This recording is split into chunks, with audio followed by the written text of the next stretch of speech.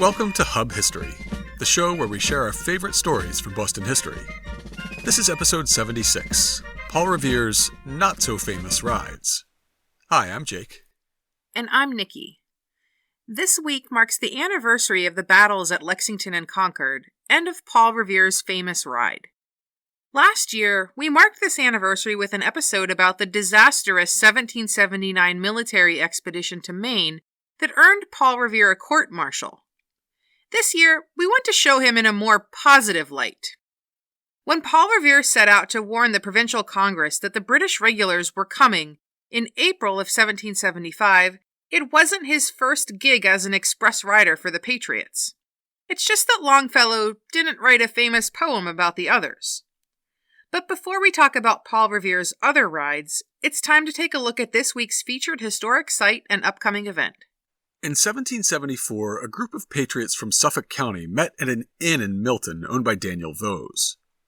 A few days earlier, Dr. Joseph Warren had drafted a document that would become known as the Suffolk Resolves. It denounced the intolerable acts that Parliament had passed to punish the rebellious colony of Massachusetts, and it laid out a plan for resisting those acts. Now the committees of correspondence of the many towns in Suffolk County, including Boston, and back then both Dedham and Milton, were meeting to approve and sign the language of the Declaration. As you'll hear in a few minutes, the document was considered so important that Paul Revere immediately rode off to Philadelphia to deliver a copy of the Resolves to the First Continental Congress. When Paul Revere left it, the Suffolk Resolves House stood near the head of navigation on the Neponset River, perfect for one of Daniel Vose's other businesses, operating a fleet of sloops that carried goods to and from the mills in the lower Neponset to Boston, Salem, and beyond. A few years after Vose died, his son-in-law moved the home a few feet down Adams Street, near today's Milton stop on the Mattapan high-speed line. After a century and a half of use as a private residence in that location, the Suffolk Resolves House was falling into disrepair in the mid-20th century.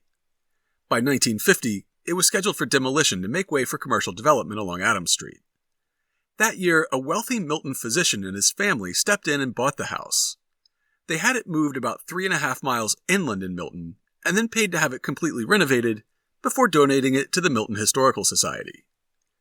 Today, the house is located at 1370 Canton Avenue in Milton, and it's owned by the Milton Historical Society. Caretakers live in the historic building year-round, so the Suffolk Resolves House isn't open to the public every day.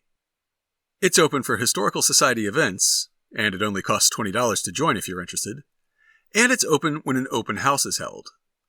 There is no public transit within a reasonable distance, and they ask guests not to park on Canton Avenue, but to pull into and park along their long driveway that's perpendicular to the main street. Their most recent open house was today. We'll have a link to the Milton Historical Society website in this week's show notes, so you can check to see when the next one is coming up.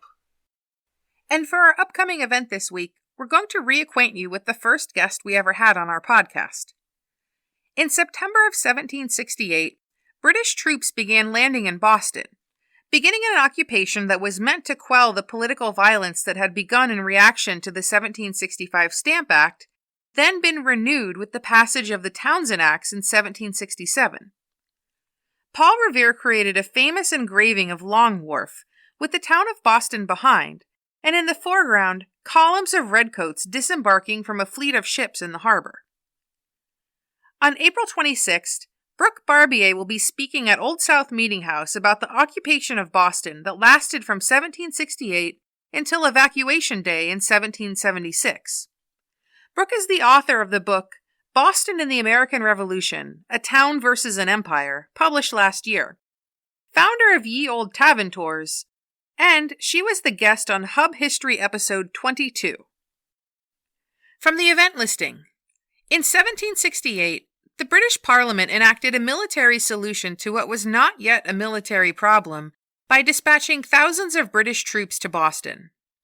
Many Bostonians feared standing armies and struggled with the presence of these armed men in their streets and buildings.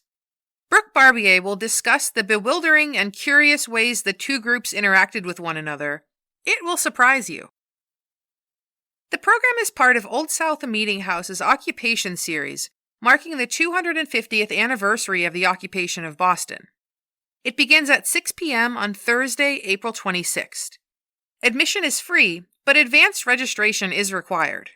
We'll have a link to the registration page in this week's show notes. We'd also like to mention an event coming up this Saturday, April 21st. The Partnership of the Historic Bostons will be leading a walking tour called Survival, Boston 1630, which starts at the front steps of the State House at 10 a.m. We've taken this tour before, and it really is one of our favorite Boston walking tours, which says a lot because we used to run a walking tour company. The description from the partnership page gives you a taste of the dramatic story that you'll hear. In late summer 1630, hundreds of people stepped off their boats into a new world. They were forced to live in shacks, tents, or English wigwams. Then food began to run out. Disease began to take its toll. Any hope of replenishment by sea was dashed as Boston Harbor froze solid and remained so for 2 months. Survival, Boston 1630, explores the story of the first dangerous year when nearly half of the original Puritans either died or fled back to England. We will then explore how they managed to combine their collective skills to succeed against incredibly daunting odds.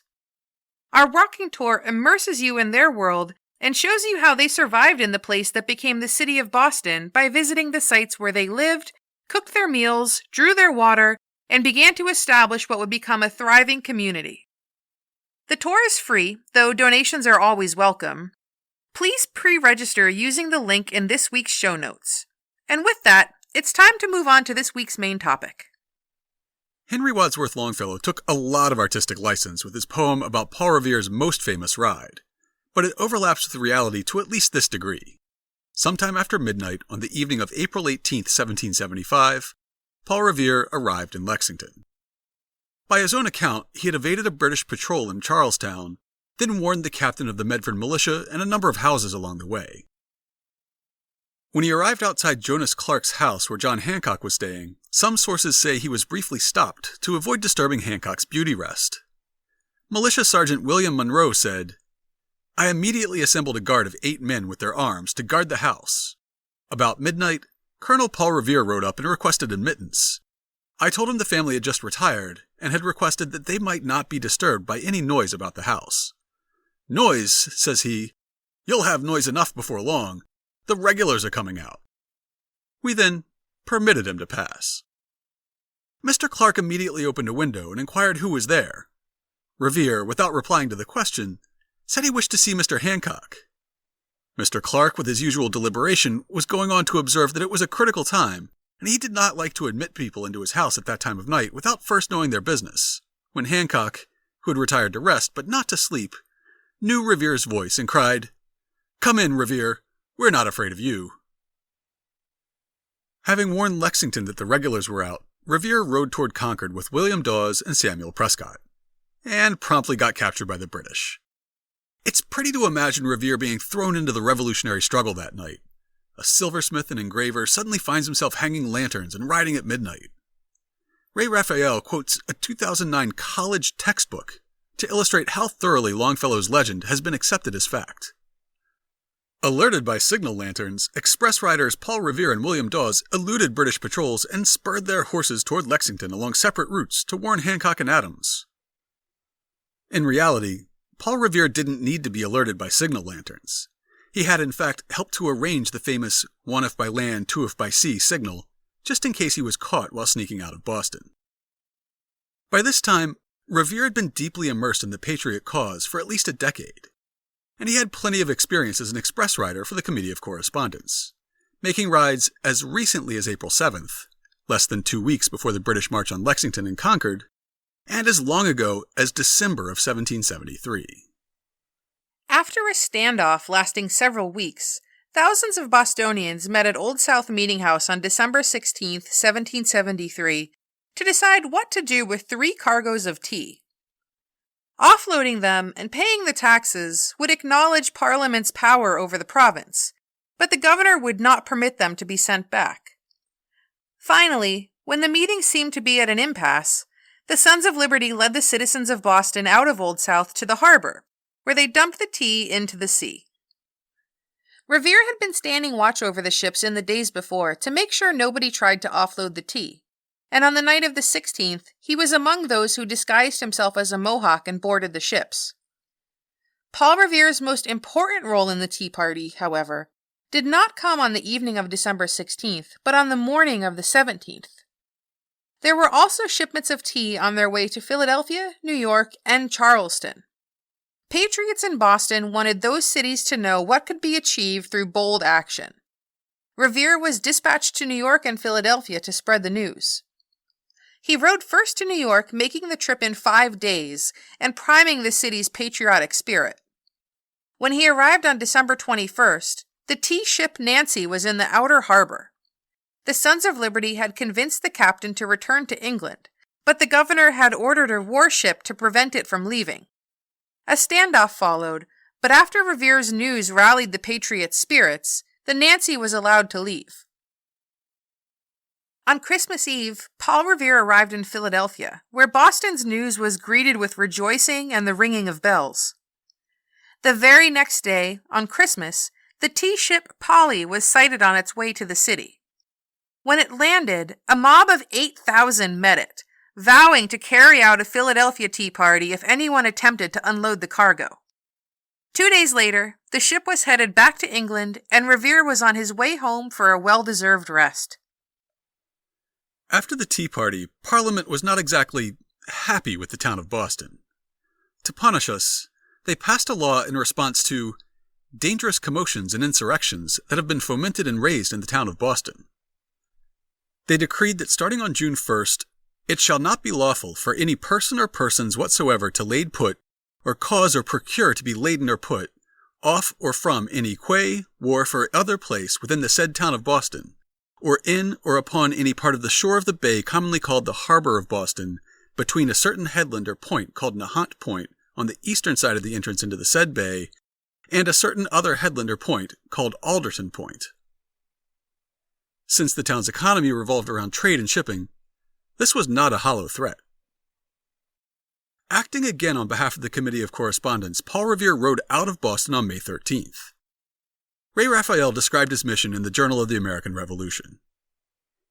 Leaving Boston on May 13th, Revere carried a circular letter to Connecticut, New York, New Jersey, Philadelphia, and colonies to the southward of them, along with a copy of the Boston Port Act, the resolves of Boston's emergency town meeting, and a letter, aimed primarily at merchants, calling for a suspension of your trade with Great Britain. The prime target was Philadelphia, the hub of transatlantic trade. Unless merchants there signed on, any boycott would not work.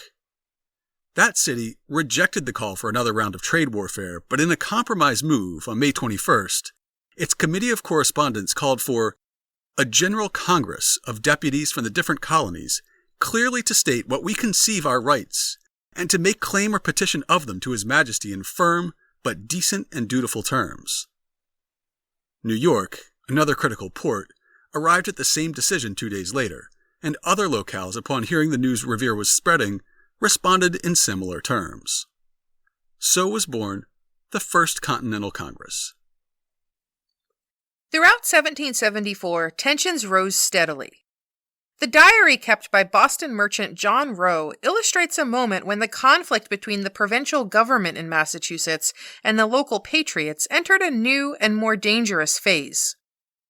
The entry, dated September 1st, 1774, says, "This morning a letter was picked up, wrote by General Brattle to General Gage, and the general in consequence sent a party of 200 men under the command of Colonel Madison and took the gunpowder belonging to the province from the arsenal in Charlestown." William Brattle was a leader of the provincial militia and would be seen as a Tory. On August 27th, he sent a letter to General Thomas Gage, Commander-in-Chief of British forces and military governor of Massachusetts, warning him that the local militias had all removed their gunpowder from the powder house in Charlestown, in a section that's today Powder House Hill in Somerville. All that remained was the king's powder, that portion that technically belonged to the provincial militia, rather than the local town militias.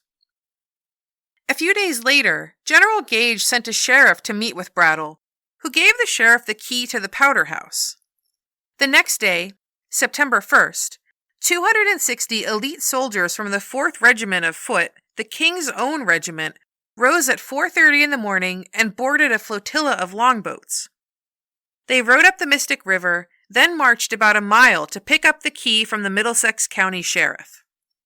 Soon after sunrise, they had removed all the remaining gunpowder from the powder house and were on their way back to Boston, where the powder and 2 small cannons that were taken from Cambridge would be locked up on Castle Island.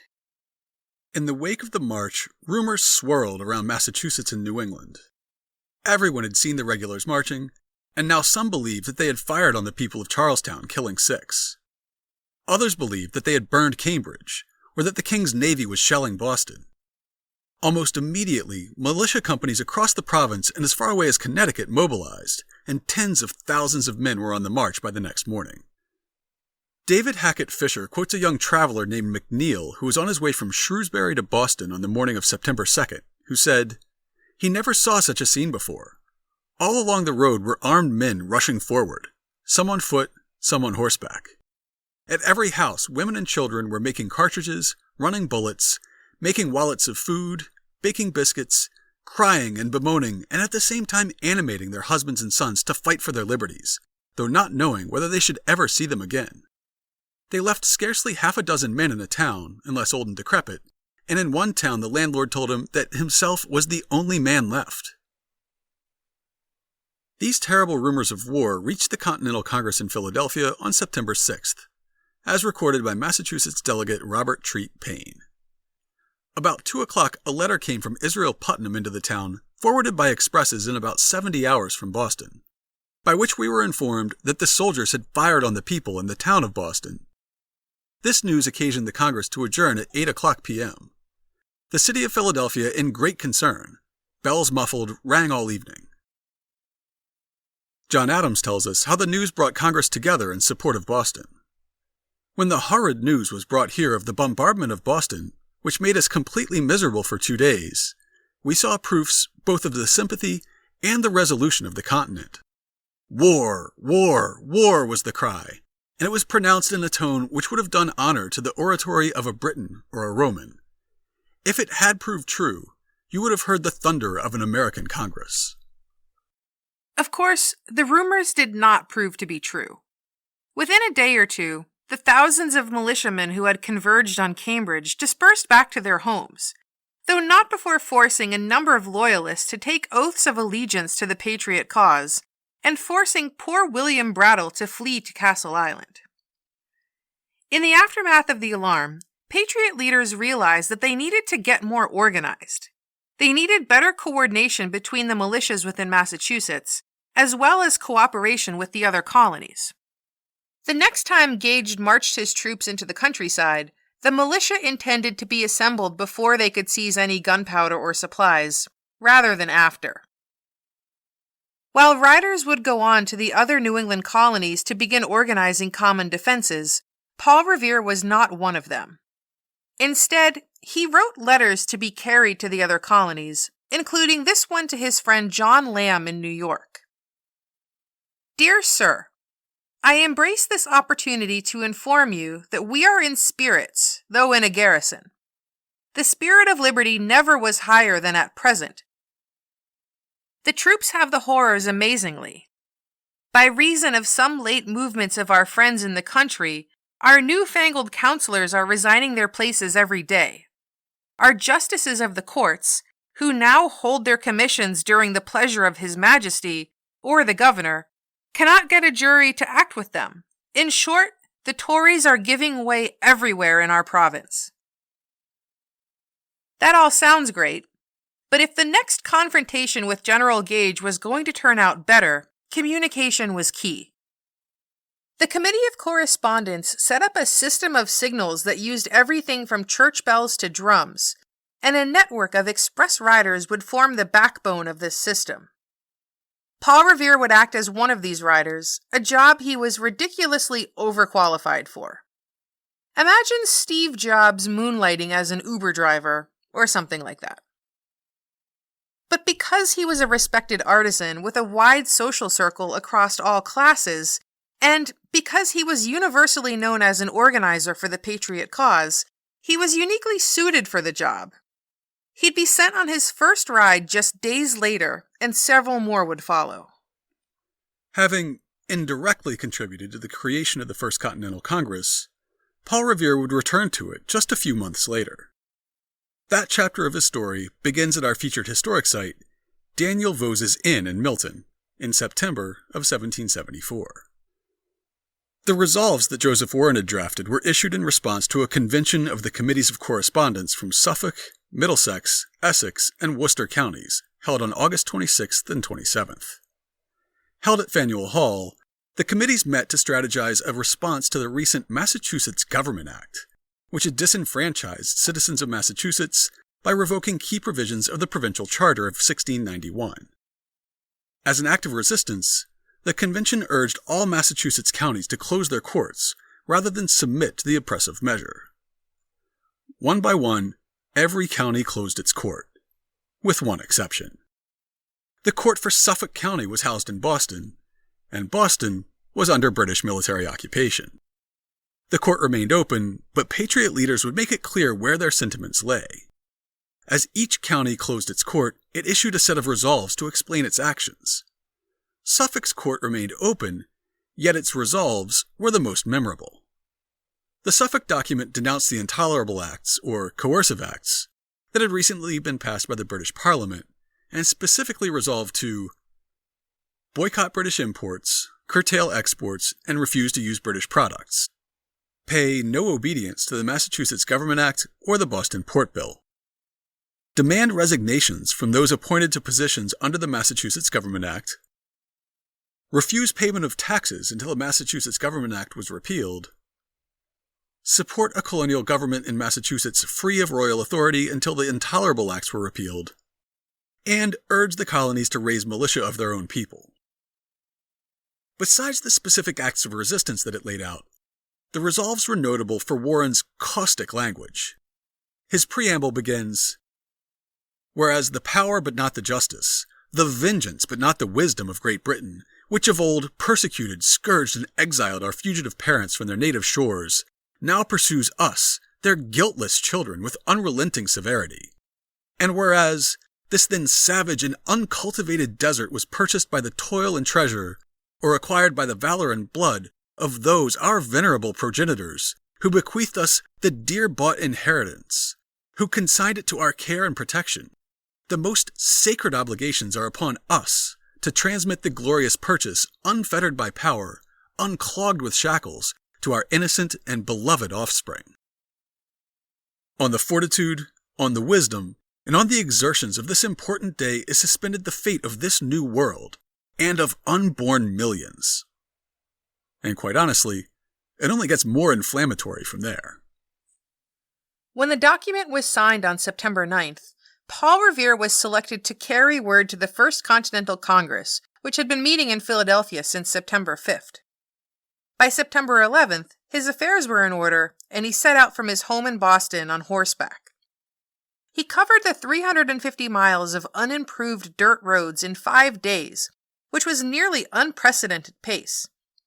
Some accounts say that he came thundering down 2nd Street in Philadelphia at a full gallop and skidded to a halt in front of the city tavern, where he ran inside with the document in hand.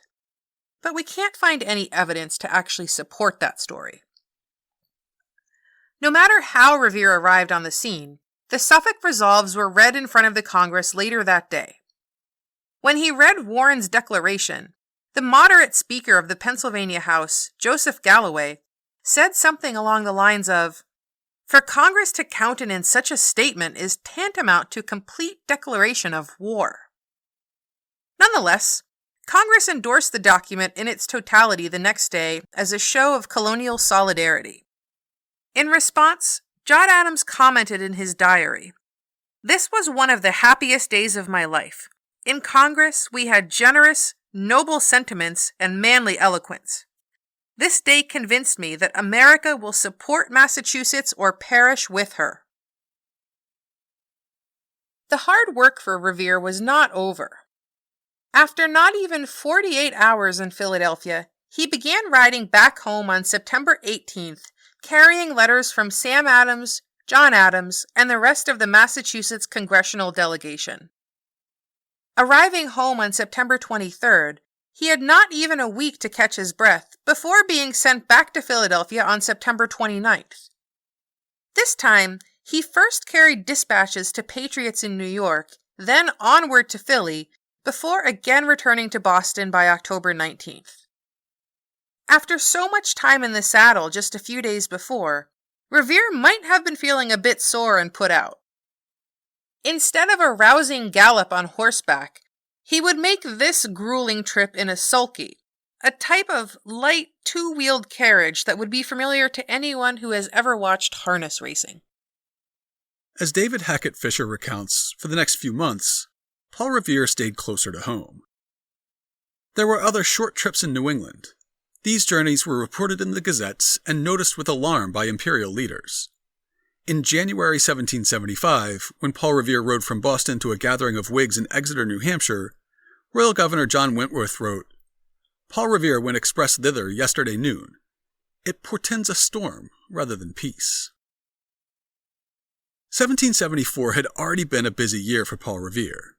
He had ridden to Connecticut, Philadelphia, New Jersey, and around the East Coast in May to unite the colonies against the injustice of the Boston Port Act. He was involved in the response to the Somerville powder alarm in September, and later that month he rode to Philadelphia twice carrying the Suffolk Resolves and then the correspondence that followed. Before the close of the year, Paul Revere would make one more ride. And this one was, in reality, everything that our fantasies of Paul Revere's famous ride the following April are in the imagination. A lone rider carrying a secret message penned by Joseph Warren races British troops across the countryside. Arriving just in time on his lathered, heaving horse, Revere delivers a message of warning to the Patriot leaders, who are able to spirit away their military supplies and mount a successful defense.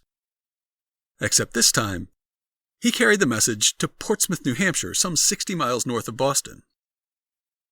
On December 12th, the Boston Committee of Correspondence got intelligence that they believed meant the British were preparing to seize gunpowder and supplies stored at forts in Newport, Rhode Island, and in Portsmouth, New Hampshire, by sea. Joseph Warren wrote a letter that would be carried to Newport. "Gentlemen, we think it our duty to inform you that one of the British Navy transports sailed from this port yesterday, in the afternoon, with several hundred sailors on board.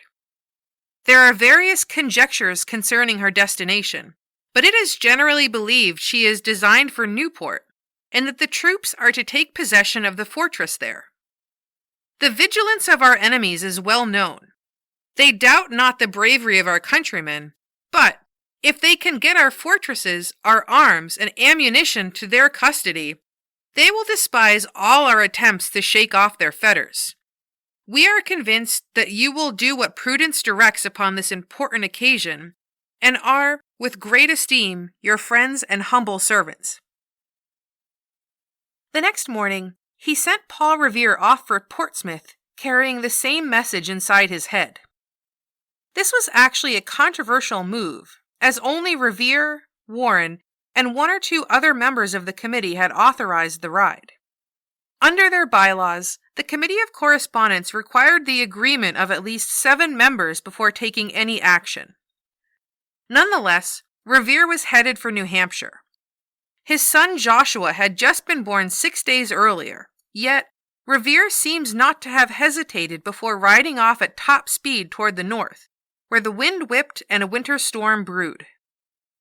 Snow had fallen 3 days before, then melted before the weather turned cold again, and now the ruts in the muddy dirt roads that led to Portsmouth were frozen solid. Revere arrived in Portsmouth late that afternoon and went straight to the local Committee of Correspondence. He warned them that General Gage's troops were on the way to Portsmouth by sea to confiscate the colony's powder, and he warned them that the king had issued a proclamation prohibiting the export of arms to the colonies, so it would be impossible to replace the powder once it was gone. The local patriots knew that the powder was stored at Fort William and Mary, a rundown old fort at the mouth of the harbor that was guarded by a skeleton crew of 6 measly redcoats. The local committee immediately began plotting how they would get the colony's powder out of the fort before the ship arrived. What neither the Portsmouth Committee nor Paul Revere knew at the time was that there was no British ship on its way to seize the powder at Fort William and Mary. The Boston Committee had misinterpreted intelligence that actually indicated that the HMS Somerset was on its way to Boston. However, Paul Revere was a very well-known figure in New England by that time. His previous rides on behalf of the Boston Committee of Correspondence had not been a secret, so when he showed up in Portsmouth all out of breath on a lathered horse, people in town knew that some kind of trouble must be brewing. A Portsmouth loyalist got a message to the royal governor of New Hampshire saying basically, "Hey, Paul Revere is here, shouldn't we, do something about that?" Governor Wentworth warned Captain John Cochrane at the fort to be on guard, then sent a rider south to tell General Gage that Paul Revere was in town and something bad seemed likely to happen. Gage immediately dispatched a small sloop loaded with Marines and an armed frigate to sail up to Portsmouth and secure Fort William and Mary, along with the powder. So while Paul Revere's message that the British were coming for New Hampshire's arms had been based on faulty information, now the Redcoats really were on their way.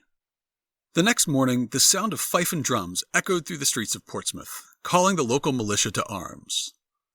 About 200 Portsmouth men turned out, bolstered by another 200 from surrounding towns. They boarded boats and began rowing toward the fort, just as the snowstorm that had been threatening since Paul Revere left Boston finally started. The falling snow muffled their oars and concealed their approach to the fort. At about 3 p.m., the militia appeared at the walls of the fort and demanded entry. Captain Cochrane would later recount, "I told them on their peril not to enter," and he issued orders to his tiny garrison to man the ramparts and not to flinch on pain of death but to defend the fort to its last extremity. As the militia began climbing over the walls, Cochrane ordered his men to shoot. The 6 men fired their muskets and at least 3 cannons on the oncoming crowd of 400, yet somehow none of the attackers were wounded. Perhaps it was the hand of Providence, or maybe Cochrane had the good sense to have his men aim poorly. By having his men make a show of firing on the militia, he could honestly tell Governor Wentworth, "I did all in my power to defend the fort, but all my efforts could not avail against such a great number." But by making sure to miss the attackers, he did not have to subject his troops to certain death by engaging in an all-out firefight at odds of 400 to 6. The only injuries in the battle would come at the end. After ceremonially handing over his sword in surrender, it was given back to Cochrane as honor dictated. However, when a Durham lawyer turned militia private began to lower the king's flag, Cochrane became enraged. He attempted to draw his sword to defend the flag, and in the scuffle that followed, he was wounded by a knife or a bayonet, and one of his soldiers was clubbed with the butt end of a pistol. At the same time, riders were fanning out across New Hampshire, carrying the warning that Paul Revere had brought from Boston. By the time the British ships arrived in the harbor on December 17th, it was too late. 1,000 militiamen from across New Hampshire paraded through the streets of Portsmouth. The Patriots had removed 100 barrels of gunpowder, a supply of muskets, and 16 cannons from the fort and hidden them away. Governor Wentworth laid the blame squarely at the feet of Paul Revere, saying that the violence was due to Mr. Revere and the dispatch he brought with him, before which all was perfectly quiet and peaceable in this place. David Hackett Fisher explains how Paul Revere kept his liberty despite being so well known to royal authorities. Many British officers wondered why General Gage did not arrest a man who so openly defied him. Some would cheerfully have clapped him in irons and left him to rot in a damp dungeon at Castle William in Boston Harbor. But Thomas Gage believed strictly in the rule of law. The Whig leaders, Revere among them, were allowed to remain at liberty while frustrated British soldiers cursed their commander and their Yankee tormentors in equal measure. Thanks to Thomas Gage, Paul Revere would be available as a courier for the Boston Committee of Correspondence when it seemed like the Redcoats were coming for the Massachusetts Provincial Congress and their military supplies about 4 months later. On April 7, 1775, General Gage ordered all British warships in Boston Harbor to launch their longboats and tie them up under the ship's sterns. All of Boston saw this flurry of activity, and the Committee of Correspondence was worried that it might mean the British were about to march on Concord. Joseph Warren asked Paul Revere to ride to Concord with a warning, after which the Patriots began to disperse and hide their military stores. Less than 2 weeks later, the British would make their move on Concord, and Paul Revere would make his famous midnight ride on the night of April 18, 1775, where he was joined by William Dawes and Samuel Prescott.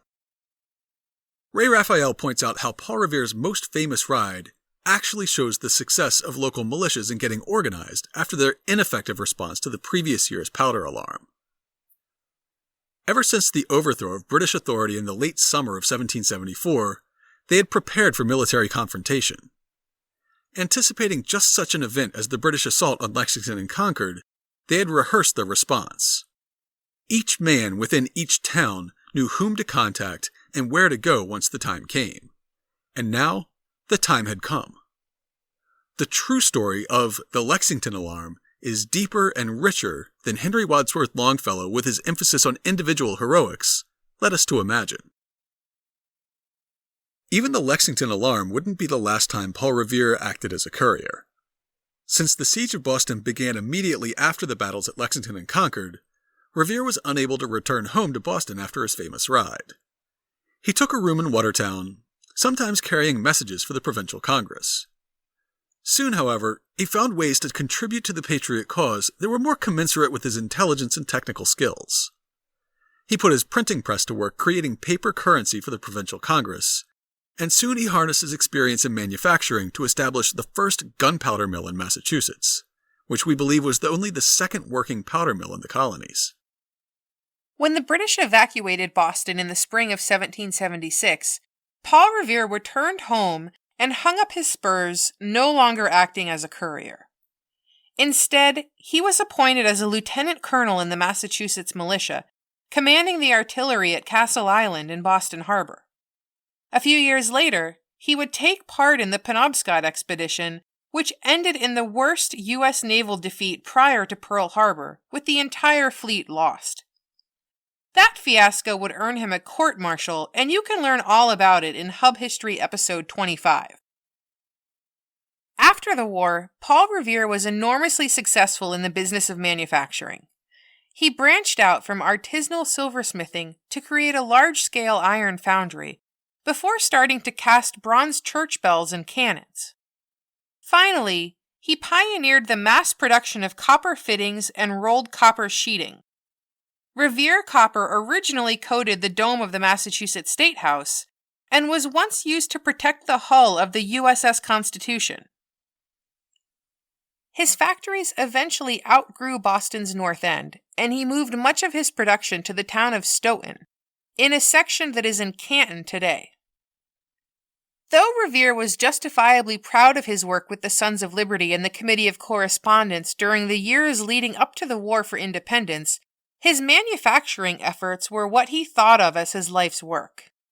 Before all else, he was an artisan, and with his huge contributions to the burgeoning Industrial Revolution in and around Boston, it is likely that we would remember him in that context rather than for carrying a message on horseback if it wasn't for Henry Wadsworth Longfellow and his famous poem.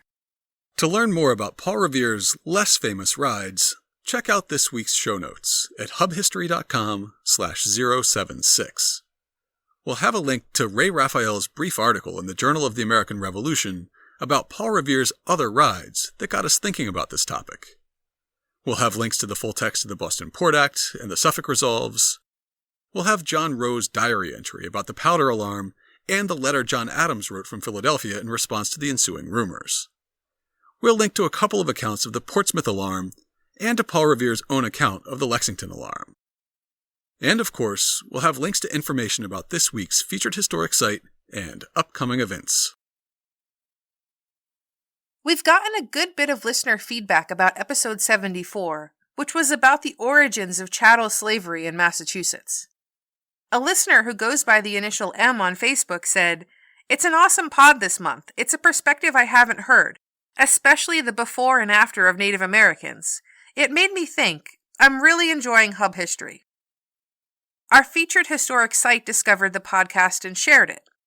The Royal House and Slave Quarters posted, "The latest Hub History podcast provides an excellent overview of slavery in Boston and begins with a succinct but thorough summary of the Royal House and Slave Quarters as this episode's featured local site." We got feedback about the same show from our followers on Twitter. The Freedom Trail Foundation said, "This episode of Hub History unravels an important topic to consider when studying New England in the 17th and 18th centuries." And a startup called S&S Consulting that bills itself as a life consulting specialist endorsed our podcast as a whole. Our Shoutout Saturday is dedicated to Hub History, providing most interesting and insightful facts and content about Boston. A truly excellent source for scholars, casual history buffs, and beyond. Please do us a favor and visit the page today. If you want to get in touch with us, you can email us at podcast@hubhistory.com. We're Hub History on Twitter, Facebook, and Instagram. Or you can go to hubhistory.com and click on the Contact Us link. While you're on the site, hit the subscribe link and be sure that you never miss an episode. If you subscribe on Apple Podcasts, please think about writing us a brief review. It's still the best way to help others discover the show. That's all for now. We'll be back next week.